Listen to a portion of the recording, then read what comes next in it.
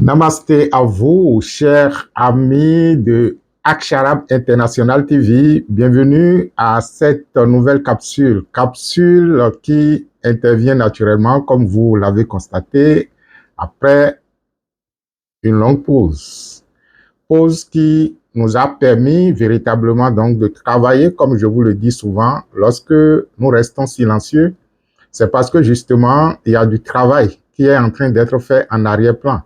Et lorsque les préoccupations sont plus nombreuses que le temps qui nous est imparti dans une journée, il est souvent difficile donc d'être sur plusieurs tâches à la fois. Nous vous présentons nos excuses pour dire que de temps en temps, si cela arrive, veuillez nous en excuser. Nous ne le faisons jamais de bon cœur. Nous le faisons parce que les contraintes du moment exigent qu'il en soit ainsi. Alors, je suis en train donc de vous présenter cette émission en vous présentant encore une fois nos excuses pour les comptes rendus que nous avions commencé entre-temps pour les travaux de Rafeza 2024. Nous avions fait le compte rendu des accompagnements des vivants et je pensais avoir fait également le compte rendu de l'accompagnement des défunts. Je voulais faire une émission actuellement sur l'accompagnement des défunts de la violence ivoirienne quand je me suis rendu compte que l'émission que j'avais préparée, qui devrait être faite sur le compte rendu de l'accompagnement des défunts de Rafeza 2024, que je ne l'avais pas fait. J'avais fait pour les vivants, mais je n'avais pas fait pour les défunts. Je vous présente mes excuses. C'est pourquoi j'intitule en même temps cette capsule accompagnement des défunts de Rafeza 2024. Quelles leçons pour les défunts des crises ivoiriennes? Je vais faire alors d'une pierre deux coups, comme on le dit. Accompagnement des défunts de Rafeza 2024. Quelles leçons pour les défunts des violences ivoiriennes? Vous allez alors voir dans cette capsule, dans un premier temps, le compte rendu de l'accompagnement que nous avons fait des défunts que vous nous aviez confié au cours donc de Rafeza 2024 et nous allons profiter pour ouvrir une brèche sur l'accompagnement que nous sommes en train d'organiser pour les défunts des violences ivoiriennes. Quand je dis défunts des violences ivoiriennes, vous aurez pu constater que ces derniers temps, il y a des communiqués qui circulent sur les différents, forums, les différents forats pour dire que nous sommes en train d'organiser des rituels pour non seulement pour la purification de la terre ivoirienne, mais également pour l'accompagnement des défunts de la terre ivoirienne. Les défunts des gens qui sont décédés lors des crises et violences passées. Parce que, qu'ils vous souviennent que la communauté ivoirienne a sollicité le maître Elmansio Gosson et la communauté Aksharam pour les accompagner spirituellement, bien sûr, dans, je vais dire, dans la traversée de ces périodes troublantes que constituent donc les périodes électorales en Côte d'Ivoire. Et quand nous avons commencé les travaux, nous avions estimé qu'il fallait faire donc de la célébration de la Reka, la célébration de la vie, pour vivifier la terre ivoirienne. À l'issue de cette célébration, nous avions déjà donné quelques rituels qui circulent également sur les différents réseaux. Si vous en avez besoin pour nous accompagner, contactez la responsable donc de la communauté ivoirienne. Elle mettra à votre disposition tout le nécessaire. Et à la suite des différentes célébrations que nous avions faites, il était clairement apparu que les morts issus des violences ivoiriennes disaient ceci: tant que nous ne sommes en paix, vous les humains, vous ne pourrez pas être en paix.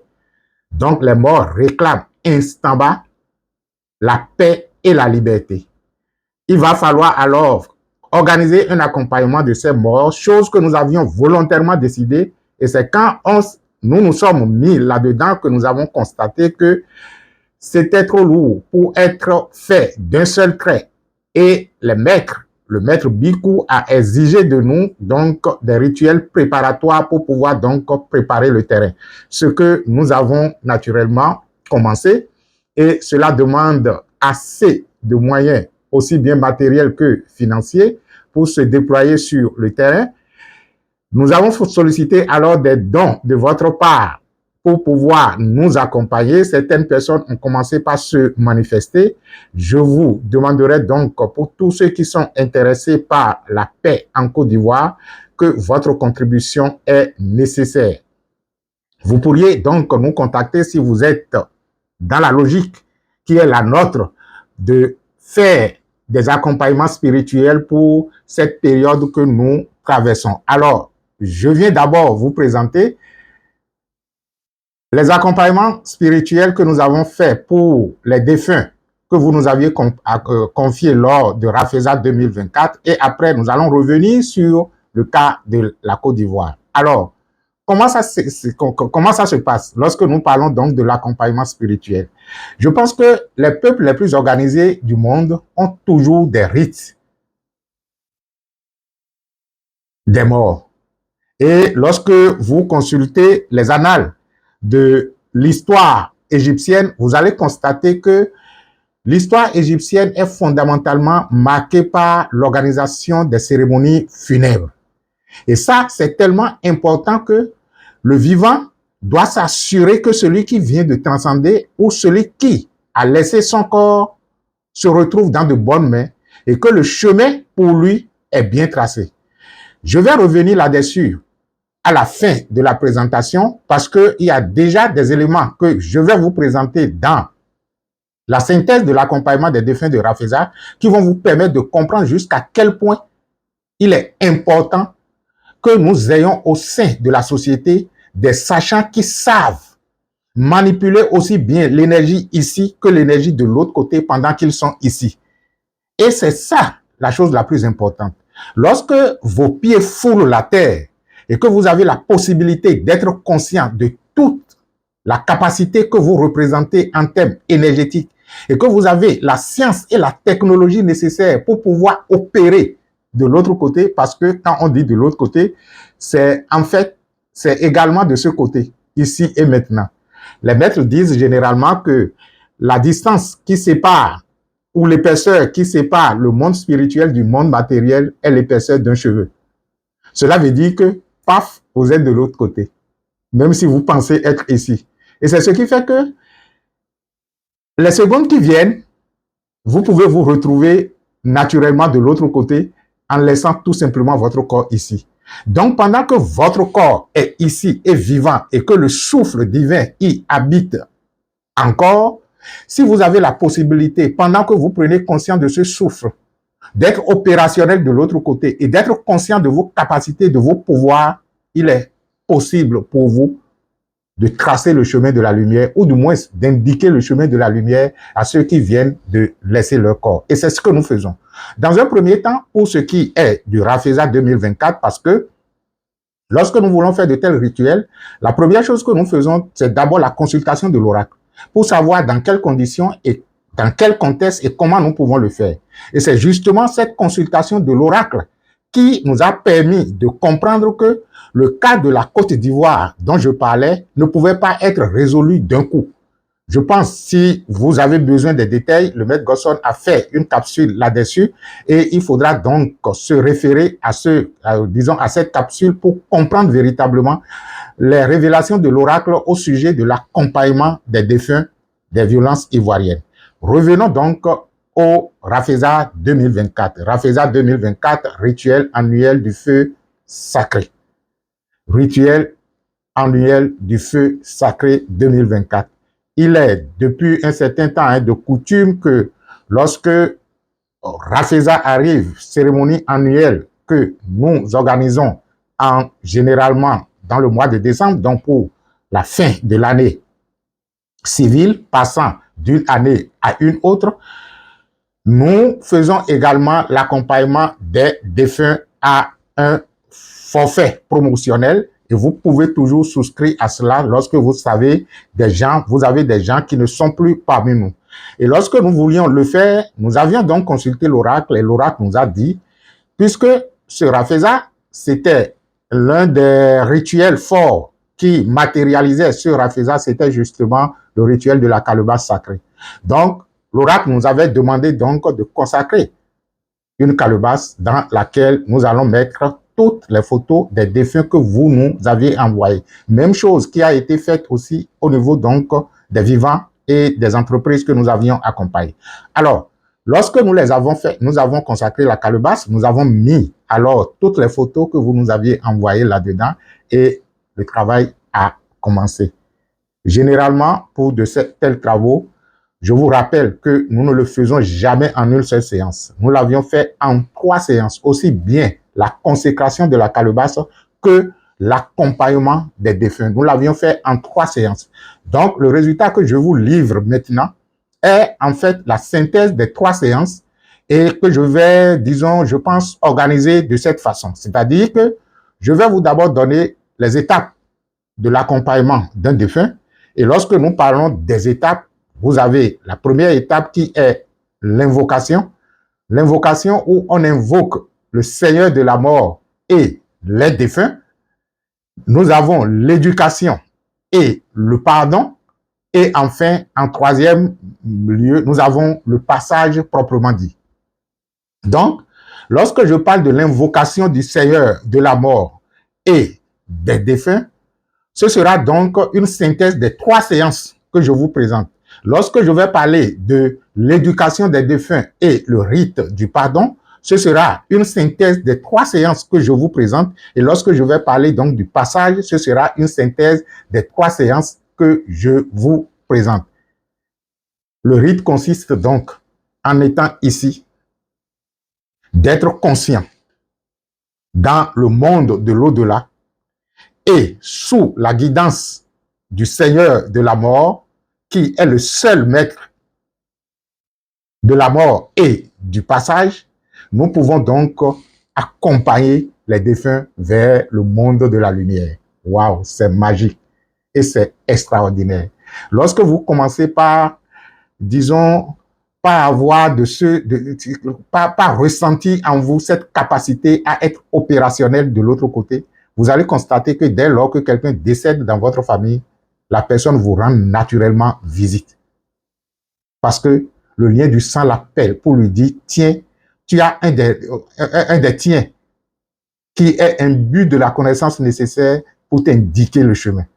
C'est ce qui se passe le plus souvent. Donc, c'est magnifique de pouvoir servir dans ce monde et de pouvoir être également opérationnel dans le monde de l'au-delà. Alors, l'éducation, ou du moins l'invocation du Seigneur de la mort et des défunts. Qu'est-ce qui s'est passé à ce niveau-là? J'ai la synthèse du rapport avec moi. De temps en temps, je vais, disons, faire un commentaire du rapport, mais il pourrait arriver où des passages clés seront lus afin que vous puissiez mieux comprendre. Donc, lorsque je parle de l'invocation du Seigneur Bhikkhu, il était révélé que à l'invocation du maître de la mort, je parle du Seigneur de la mort, que le maître Bhikkhu s'est présenté au milieu du cercle de la thérapie, que je vous ai déjà expliqué plusieurs fois. Alors, le maître Bhikkhu montre un tunnel et on aperçoit au bout du tunnel de la lumière. Et il y avait un dispositif également composé donc des 4 éléments. Je parle de l'air, de l'eau, du feu et de la terre, représentés donc par des lumières spécifiques au bout donc de ce tunnel-là. Le dispositif comportait également un gong que le maître Bhikkhu, le Seigneur de la mort, sonnait tout au long donc du rite à chaque étape. Je pense que on va faire une émission sur la métaphysique du gong ou de la clochette. Je vous le promets, ce serait très intéressant. Alors, les défunts, à leur invocation, apparaissent alors en grand nombre, mais se retrouvant donc éparpillés, chacun dans son coin, certains debout, d'autres assis. Il y a certaines personnes qui ont du mal à se lever parce qu'ils étaient très nonchalants. On sentait visiblement qu'ils n'ont pas de force pour se tenir debout.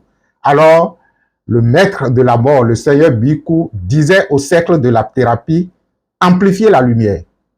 Et lorsque on dit à un initié d'amplifier la lumière, il s'agit tout simplement de se concentrer sur sa lumière intérieure et par elle de vivifier la lumière de son environnement. Parce que dès lors que vous vous concentrez sur votre lumière intérieure, c'est en fait je vais dire quoi, une disposition interne ou intérieure, une prise de conscience que vous n'êtes pas le corps, par exemple. Dès lors que vous prenez conscience que vous n'êtes pas le corps, et si vous étiez dans le monde astral, ça se fera de la même façon, c'est-à-dire que vous devez prendre conscience que vous n'êtes pas l'objet matériel en face. Vous voyez, dès lors que vous prenez conscience de ça, vous êtes quelque chose de plus fluide que la matière. Et ce qui est plus fluide que la matière matérielle, c'est justement la lumière. Donc, le maître Bhikkhu disait amplifier la lumière et instantanément, tout le cercle de la thérapie s'est retrouvé, c'est-à-dire que se reprend en conscience d'elle-même ou de lui-même, ce qui fait amplifier la lumière de l'environnement. Alors, qu'est-ce qui s'est passé? Quelques instants après, tous les défunts qui étaient nonchalants, ceux qui semblaient être fatigués, ont rapidement retrouvé donc de la vigueur et ceux qui étaient couchés se sont relevés et une dame parmi eux s'avance pour dire vers le cercle de la thérapie et nous dit, mais vous connaissiez le chemin depuis et vous ne nous l'avez pas dit. Suivez-moi. Donc, nous l'avons suivi avec le maître Bhikkhu en tête et elle nous a conduits dans une concession où on voit plein de cadavres par terre. L'endroit ne ressemblait pas à un cimetière, mais elle disait, aidez également ceux qui sont couchés ici. Et quelques instants après, tous ceux qui étaient nonchalants, je l'avais déjà dit, sont devenus vigoureux. Donc, quand il dit, regardez ceux-là, aidez-les également, on pourrait donc dire que ce sont des défunts qui ont besoin d'être accompagnés, mais qui n'ont pas été invités. Parce que, de toutes les façons, lorsque nous avons pris vos photos et que vous avez confié tel ou tel défunt, cela voudra donc dire que ceux-là ont reçu l'autorisation. Et lorsque c'est un accompagnement personnalisé, après avoir invoqué le Seigneur de la mort, on invoque le défunt par son nom. Il nous arrive d'invoquer le défunt en lui faisant comprendre que c'est son enfant qui a demandé le travail. Vous voyez, cela voudra donc dire que les défunts qui sont invités, ce sont ceux-là qui viennent. Mais la dame, défunte naturellement, a constaté qu'il y en avait assez, quelque part, qui n'étaient pas invités. C'est pourquoi je disais, je voulais faire naturellement le lien entre Rafeza, l'accompagnement des défunts de Rafeza et les défunts de la crise des violences ivoiriennes. Je ne voulais pas dire que ce sont les défunts de la violence ivoirienne que la dame nous a montré, mais c'est pour vous dire tout simplement que dans cet environnement des morts, il y en a qui ont besoin également d'être accompagnés et qui ne sont pas accompagnés. Et il faudrait de temps en temps que nous trouvions des mécanismes, des moyens. La fois passée, il y a un ami qui me proposait, et si on travaillait sur les défunts, il y avait eu un accident violent qui s'était passé ces derniers temps, ça doit être ces dernières semaines, sur l'une des routes du Bénin, et il me demandait si c'était possible. J'ai dit oui, ces choses-là sont possibles, sauf que il faudra quelqu'un pour prendre la responsabilité de le faire. Et pour prendre la responsabilité de le faire, il faut trouver un lien. Peut-être que vous avez un parent qui est dedans, et à travers vous, on dit, ok, d'accord, tous ceux qui sont partis dans le même contexte que celui-là, puisque nous sommes en train de travailler avec lui, vous pouvez bénéficier de ça. Vous voyez, ou bien vous êtes une autorité. Et c'est en fait ce dont nous avons besoin pour la Côte d'Ivoire. Je vais y revenir après. Donc, je disais donc que la dame nous a montré assez de cadavres et demandait de les aider. Nous avons une autre révélation toujours qui concerne l'invocation où le maître Bhikkhu dit au cercle de la thérapie et nous a conduit à un endroit où il y a également des cadavres. Et ceux-ci, ce sont des cadavres de bébés qui sont entassés les uns sur les autres. Et le maître Bhikkhu disait, il faut faire parvenir ce message au maître Gosson parce qu'il devra également commencer par s'occuper des bébés défunts qui ont besoin d'être libérés. Ça revient encore. Dans un endroit, ce sont des cadavres d'êtres humains, disons tout mélange confondu. Ici, ce sont les cadavres des bébés. Et si vous vous rappeliez, le maître Gosson avait initié disons un rituel pour les cas d'avortement. Faites le lien en même temps. La partie invocation, nous pouvons donc dire que c'est l'essentiel de ce qu'il y a à retenir. Et lorsque on finit l'invocation, aussi bien du Seigneur Bhikkhu que nous rendons présent et nous rendons responsable de l'accompagnement du tout, et nous le rendons également responsable de notre protection et de notre sécurité, parce qu'il y a des défunts qui sont violents. Et si vous n'avez pas un maître superviseur qui vous supervise et qui naturellement est maître de la séance, il est difficile de les canaliser. Donc, l'invocation s'est déroulée globalement de façon satisfaisante pour les 3 séances de l'accompagnement que nous avions fait. Alors, l'étape de l'éducation des défunts. À l'étape de l'éducation des défunts, les défunts commencent par se rassembler pour écouter le message. Ils étaient attentifs. Ils avaient tous le recueil de l'éducation en main. Vous allez vous demander, bon, si on leur a partagé ça, on n'en a pas besoin. Ce que nous avons comme, je vais dire, recueil d'accompagnement, vous le trouverez naturellement dans le livre des morts du maître Elmancio Gosson. C'est une partie que nous utilisons. Cela a son répondant dans le monde spirituel.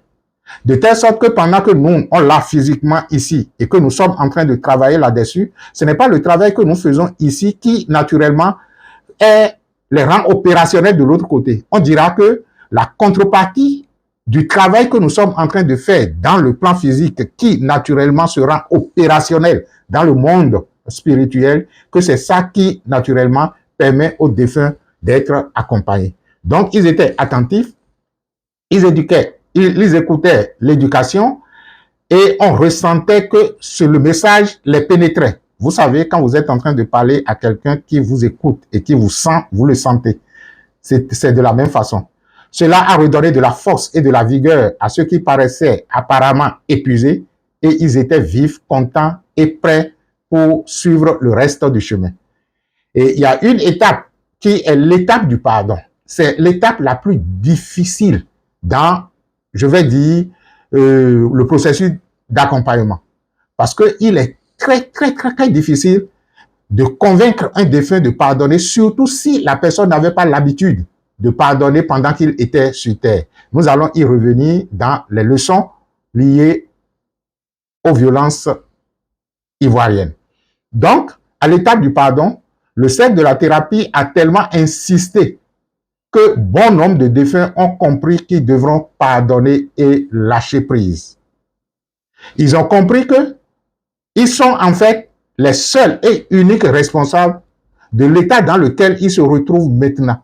Parce que ce qui rend difficile le pardon, c'est lorsque l'individu n'est pas suffisamment responsable pour comprendre qu'il est le seul auteur de la situation que lui-même il a créée. On trouvera donc des coupables. On se rendra victime de ci ou de ça. On trouvera de l'injustice. Tout ça, c'est bien beau, c'est humain. Mais l'injustice n'aurait pas lieu si, entre-temps, vous ne portez pas une part de cette injustice-là. C'est ce qui vous rend naturellement responsable. Donc, l'étape du pardon, généralement à l'accompagnement, on insiste là-dessus et on revient maintenant aux 4 éléments et on leur demande le pardon de la vie, le pardon des 4 éléments. Parce que les défunts, pour la plupart, sont piégés par l'un ou l'autre des 4 éléments. Donc, on demande aux 4 éléments de pardonner, d'ouvrir, de lâcher et de laisser les âmes se libérer. C'est de l'art. Et enfin, le dernier qui est le passage, ici j'ai écrit l'étape du passage. Rester ou partir. Parce que la scène ou les scènes qui se déroulent lorsque on finit l'étape du pardon et que on demande aux défunts donc de s'embarquer sur, je vais dire, la rivière qui conduit à la porte du paradis, comme les gens le disent, hein, sinon on dira tout simplement la porte de la lumière. L'enfer, ce sont les défunts eux-mêmes qui créent l'enfer. Et je vais peut-être m'abstenir de tout commentaire et je vais vous lire d'abord ce passage-là parce que c'est très important. Le passage. Il s'agit de, après l'étape du pardon, après l'éducation où on fait comprendre aux défunts qu'il n'est plus du monde des vivants ou bien du monde des hommes, et qu'il demeure toujours vivant maintenant dans le monde de l'au-delà, on lui fait comprendre qu'il a abandonné son corps, on lui fait comprendre surtout qu'il ne possède plus rien et que plus rien ne le possède. Vos maisons, vos femmes, vos enfants, vos biens matériels, vos biens financiers, tout ça, vous ne possédez plus absolument rien. Et pourtant, on retient obstinément que nous sommes toujours en contact avec ces choses. On s'efforce même de les toucher pendant qu'on n'y arrive pas. Cela nous retient attachés à ce monde au lieu de s'envoler.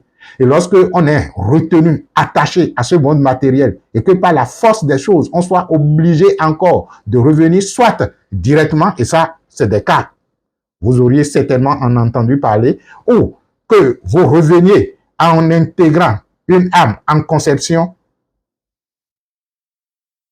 votre évolution est rendue très difficile parce que vous avez décédé, vous êtes du moins décédé, vous avez laissé le corps, mais vous n'avez pas goûté à la lumière. C'est très, très dangereux. C'est pourquoi il est très important, lorsque vous avez un parent qui est décédé, que vous soyez rassuré qu'il a goûté à la lumière céleste. Vous pouvez le savoir, hein. De toutes les façons, si c'est à nous que vous aviez confié l'accompagnement de vos défunts, on vous fera le retour des expériences de ce que nous avons fait et vous pourriez par vous-même provoquer une expérience à travers vos rêves pour voir naturellement dans quel état se retrouve votre parent. C'est bien possible et c'est ce que nous recommandons d'ailleurs. Donc pour tous ceux qui, entre-temps, nous avaient même confié des défunts au cours de Rafeza 2024, vous pouvez toujours questionner le maître et demander si véritablement votre parent est parti. De toutes les façons, voici le passage, les révélations liées donc au passage. À l'étape du passage, une défunte prend la parole et dit « Attendez, je veux parler ». Et elle dit ceci. Sans même attendre qu'on lui donne l'autorisation, elle dit « Depuis que nous sommes ici, nous avons vécu en harmonie et en amour. Nous constituons déjà une famille. Et il doit quelqu'un parmi le groupe. C'est grâce à ce monsieur. Lui, il connaît des choses. Sinon, au départ, il y avait tellement de plaignants. Et c'est lui qui arrivait à leur parler pour les apaiser.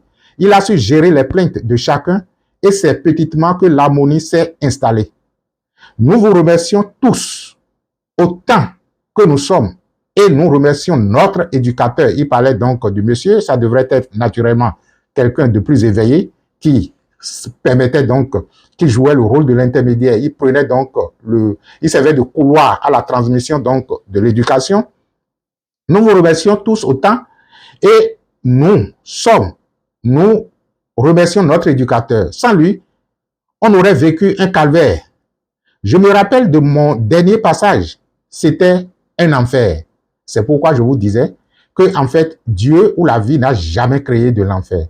C'est les conditions psychologiques que vous avez créées sur cette existence et maintenues dans l'au-delà qui constituent votre enfer.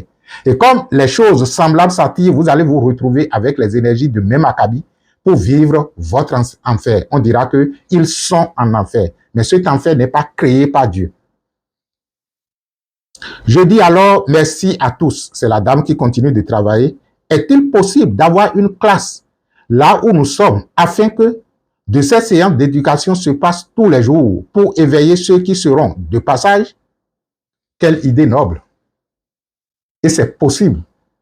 Il suffit tout simplement qu'on se donne les moyens, qu'on se donne le pouvoir et la force d'instituer une classe d'éducation des défunts. Peut-être qu'on le fera par pays, c'est-à-dire que Aksharam Côte d'Ivoire, par exemple, à l'issue de tout ce que nous allons faire pour accompagner les défunts des violences ivoiriennes, se propose alors d'avoir une classe d'éducation des défunts. Et de temps en temps, on organise la messe de la mort où on récupère à travers la terre ivoirienne, à travers l'eau ivoirienne, à travers l'espace ivoirien, les défunts qui sont en train de transcender. Bon, c'est une idée que je lance comme ça. Pourquoi pas au Bénin? Pourquoi pas au Togo? Pourquoi pas dans tel ou tel pays. Il suffisait tout simplement que nous décidions. Ce serait même beaucoup plus facile parce que généralement, lorsque dans notre vie privée, nous essayons donc autant que nous pouvons d'amener les gens à un éveil et nous ne pouvons pas, je pense que la chose la plus merveilleuse serait d'attendre que la personne décède. Parce que de l'autre côté, les gens sont relativement réceptifs.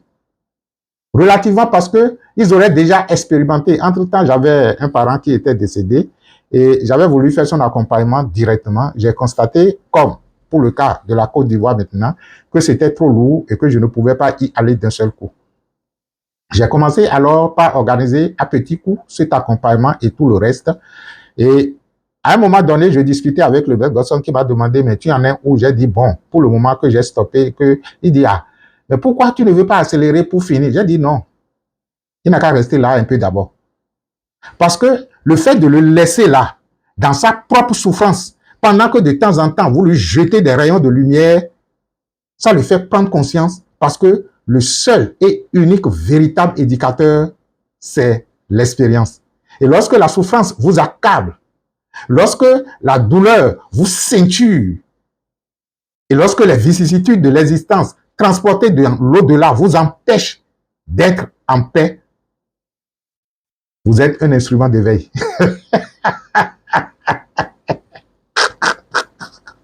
Donc la dame demandait s'il était possible d'avoir une classe de l'éducation. On pourra de ce faire rendre leur séjour vivable. Sinon, c'est invivable quand on ne connaît rien. Ça génère beaucoup de souffrance. Ça, c'est le message d'une défunte. Et après, quand elle eut fini de parler, le maître Bikou lui indique le passage et lui demande de passer, puisqu'on est déjà au niveau donc de la porte du paradis, comme on le dit. Le passage s'est fait alors de façon harmonieuse dans l'ordre, même si certains défunts traînaient en arrière. Le maître Bikou demande alors à ceux qui traînent, pourquoi avez-vous du mal à passer alors que le passage est fluide?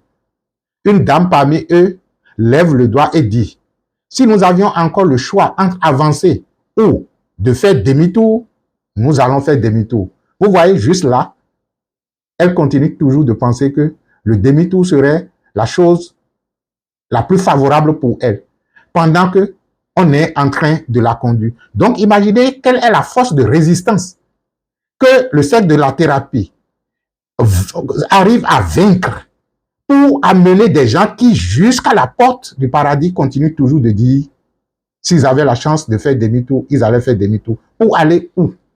Pour se rester coincé, pour se laisser coincer dans l'intermonde, entre le monde des hommes et le monde du paradis.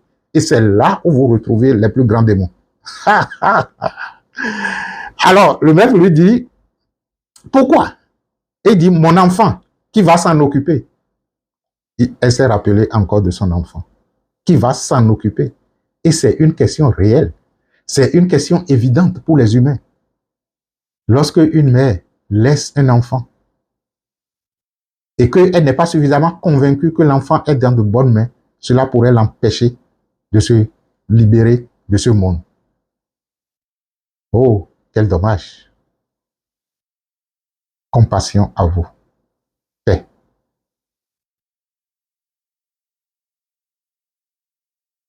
Un autre défunt dit, mon cabinet, je viens de l'ouvrir, qui va s'en charger?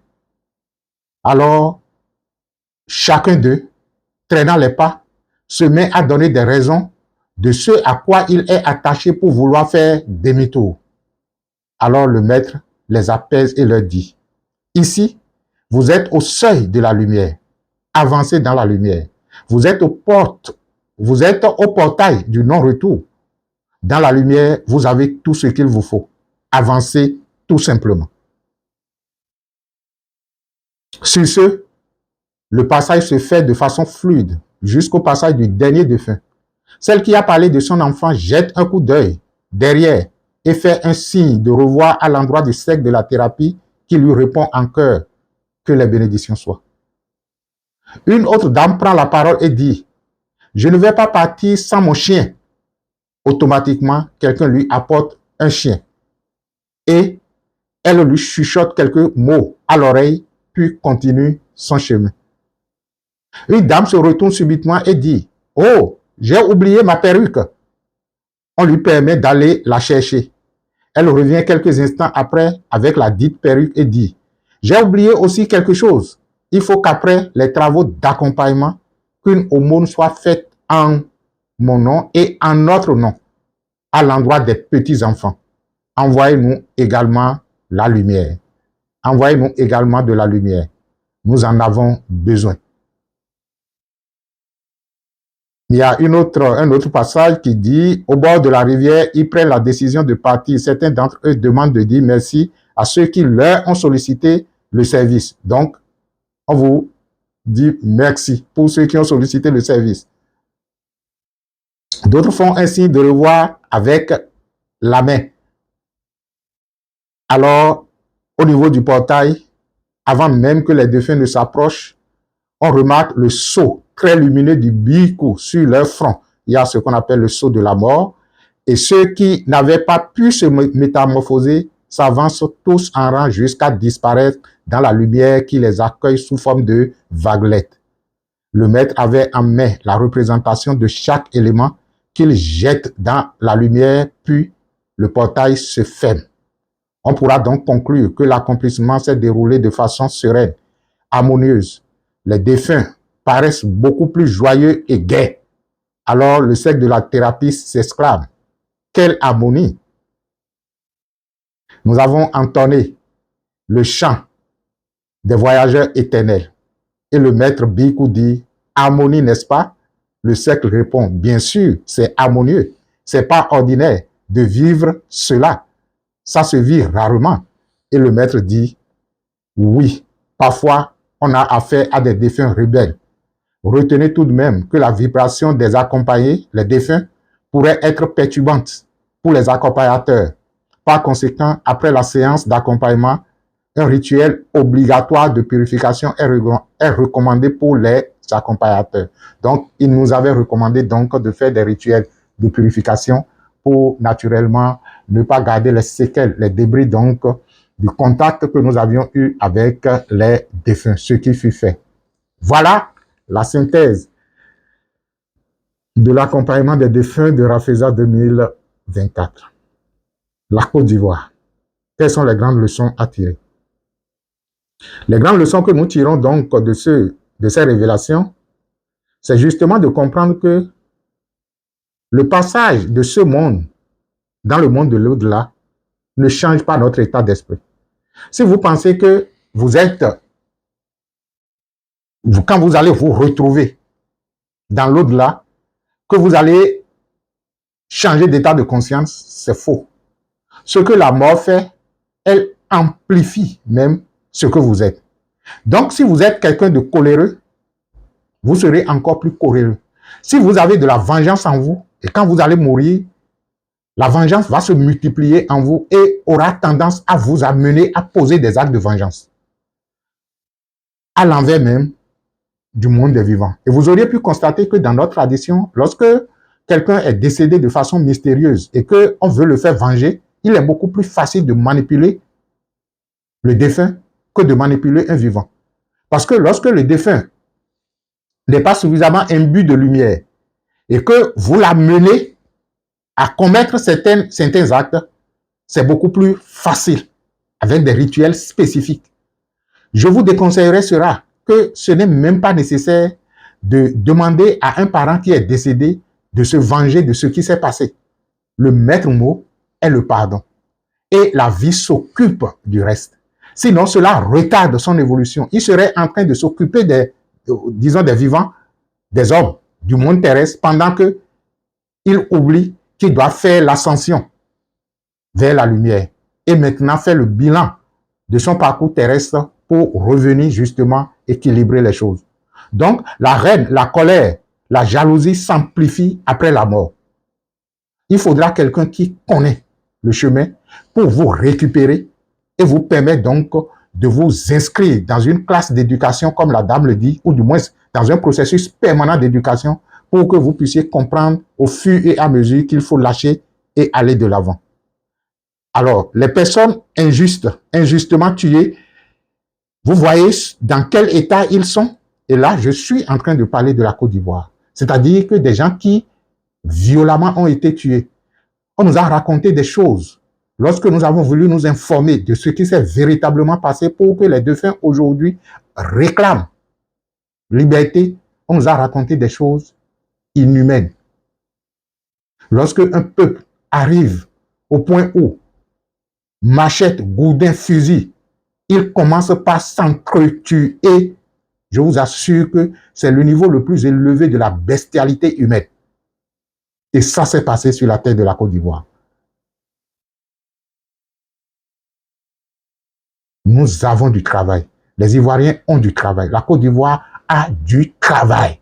Et pour toutes les terres et toutes les nations dans lesquelles de telles violences ont eu lieu, les morts continuent toujours de hanter les vivants.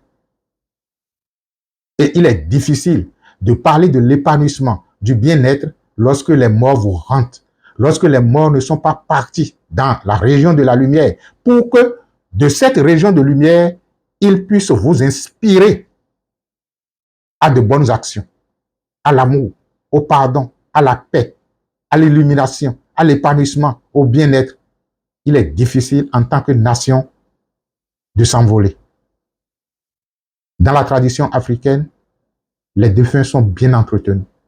Nous vous demandons, je vous prie alors de faire de votre mieux pour que les défunts soient entretenus et que nous soyons certains et sûrs du sort qui leur est réservé dans l'au-delà. Ça peut ne pas être du coup, mais inscrivez-les dans un processus d'éducation. Mais cela demande d'abord que chaque personne s'instruise sur comment cela se passe.